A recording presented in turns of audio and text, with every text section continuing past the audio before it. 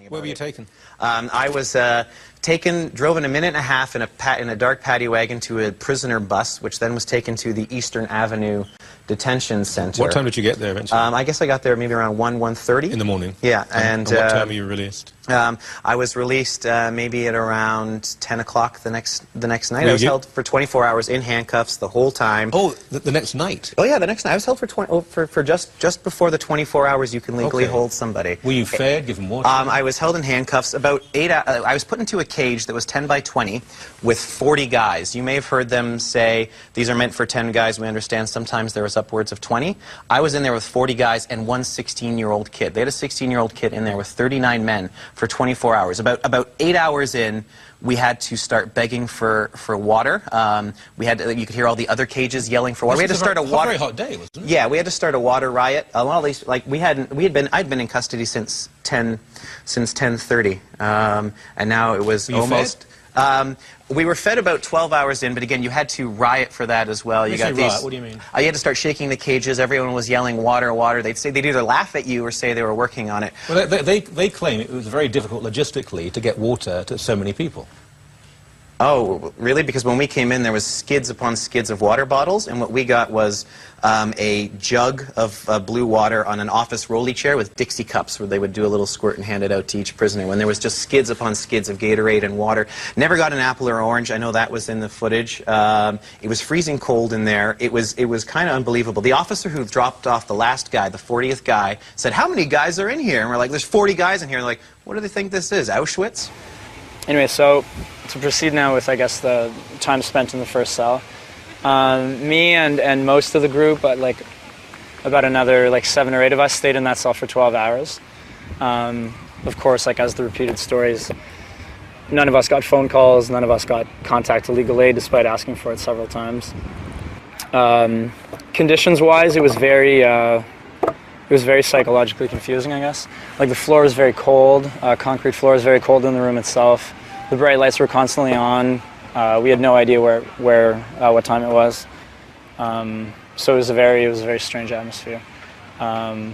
We got water after a few hours, but a very small portion. Again, like despite asking several times. And food, again, was very scarce, and we had to ask for it several times. The only thing we really got was like a little Dixie cup of water twice a day, and it was like lukewarm. We also got a sugar-free little same thing of lukewarm Tang, and we would get 2 sandwiches a day with just a piece of cheese on it. That's all we got every day. And the lights were on 24 hours, so nobody really got any sleep. The first pen that we were in has an outhouse with no door, and there's 40 people in this little room when there's only supposed to be a maximum of 15. These cells would have one bench. I know mine was sort of standing room only. You had to take turns if you wanted to sit. In her cell, all the porta potties in there had the doors taken off. And so if a woman had to go to the washroom, all the male officers could watch. So what they would have to do is... But did they watch? Yes. So what they did is they formed something called... They would call out wall, and all the women would form a human wall. And because everyone was still handcuffed, they had to help wipe each other. And I eventually, from begging for water, passed out in my cell. I fell over. I don't really know too much what happened. They refused to come in and get me. My cellmates had to drag me to the door. I was apparently given some watered-down juice and put back on a bench, and that's when I remember having the ringing headache. The guard that gave me the juice, my fiance told me, came over to their cage and broke down and started crying, saying, "I don't know why you guys are in here. This is wrong." And we had similar incidences with 2 officers at ours as well. So we assumed that we were being released, but they just in fact brought us to another cell. So again, very hard time to get food again in that cell and water. No information whatsoever. Basically the same thing. We had a mate in our cell who was diabetic, and on 2 occasions he wasn't doing well, his blood sugar was low.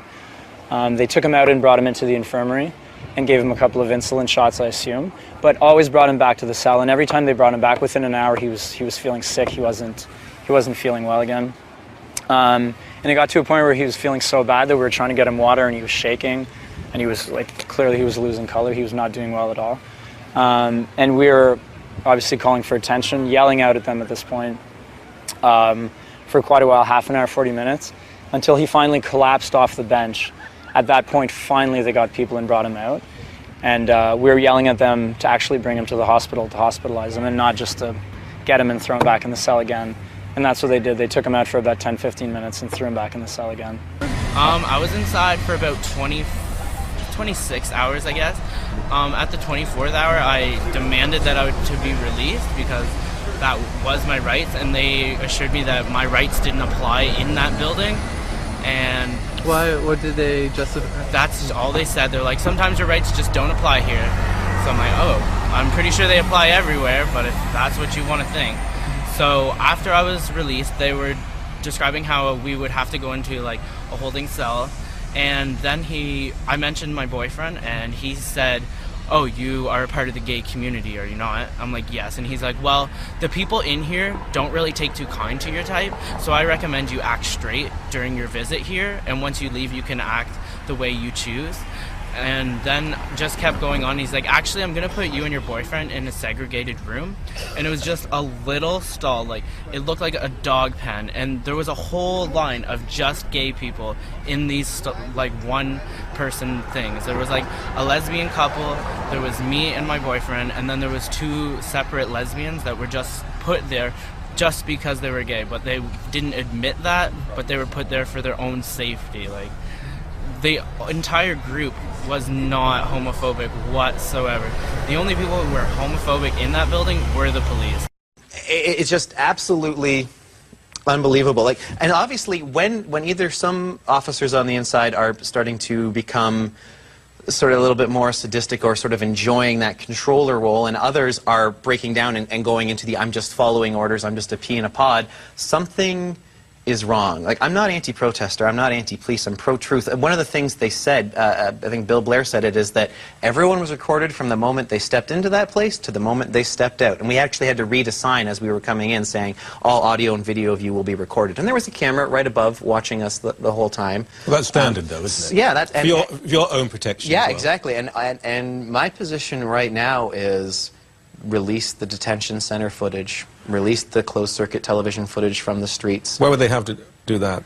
Why would they have to do that? Well, because what the statements that they said was that these cages are built for 10 people. We understand sometimes they're upwards of 20. They were fed regularly. They were watered regularly. Why not? I wasn't. I was in a cage with 40 guys. I passed out and was denied medical attention. I want people to hear the recording of that Toronto Police Services officer saying, what do they think this is, Auschwitz? And then I want people to say that an inquiry is not required. So whoever was in charge, whoever was calling the shots, failed all those officers and failed all the citizens involved. Again, those watching, and I know there'll be people watching now who are saying, oh, yeah, it's all one-sided.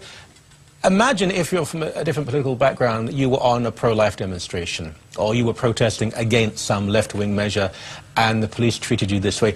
Please don't get the idea that the police are particularly political. I think often the police can be, and they should be, quite robotic. It's the law, and they will enforce the law, and if they're told to go beyond that, they might go beyond that. I know many police officers, they've told me, think the whole thing was a disaster. They're ashamed. They think their reputation has been sullied. This is wrong. This is wrong. I've always had a positive experience with the police, and suddenly this has completely changed my view on everything. Benjamin Yao was walking to work. He's a TTC collector and was in his uniform.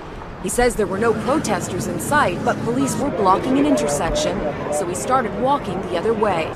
They basically just knocked me down, and another one came and held me down, and they started handcuffing me. When I was being arrested, they wanted to know if this was the tool that I was going to use on them. What is this? It's a transfer punch. Benjamin was taken to the Eastern Avenue Detention Center and told he would be charged with resisting arrest and breach of peace. It was sheer terror. I've never experienced anything like it. I had 4 cups of water in 36 hours. I was crying, but I had no tears. I was so dehydrated. This was a form of martial law as far as I'm concerned. Our cameras interviewed Benjamin moments after he was released early Monday morning. He had been in custody since Saturday night and had been told all charges against him were dropped. I can't believe this happened. Like this, just absolutely shocked. I don't know what to say. Don't know what to say at all.